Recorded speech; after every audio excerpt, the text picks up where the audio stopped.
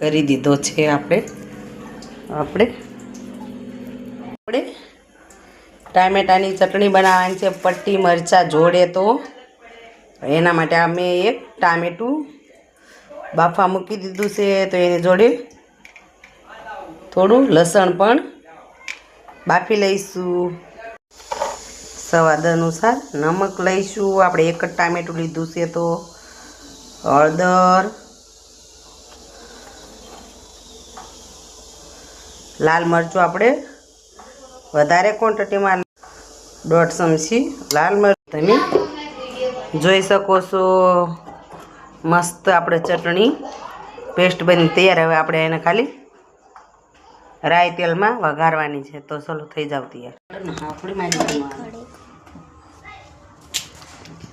એમાં ગરમ તેલમાં 2-4 લીમડાના પત્તા નાખીશું અને રાઈ એડ કરી દઈશું વઘાર માટે.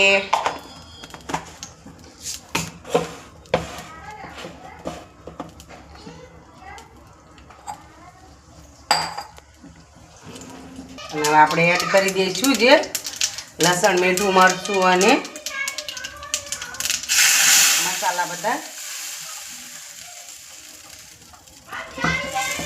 તમે જોઈ શકો છો ટામેટાની ચટણી એકદમ મસ્ત લાલ લજીજ બનીને તૈયાર છે. આપણે થોડી વાર એને ધીમી આંચ ઉપર પાકવા દઈશું. જોઈ શકો છો આપણે ટામેટાની ચટણી બનીને એકદમ તૈયાર છે. તો થોડી કોથમીર સાથે આપણે ગાર્નિશ કરી દઈશું. તો તૈયાર થઈ ગઈ છે મારી ટામેટાની ચટણી.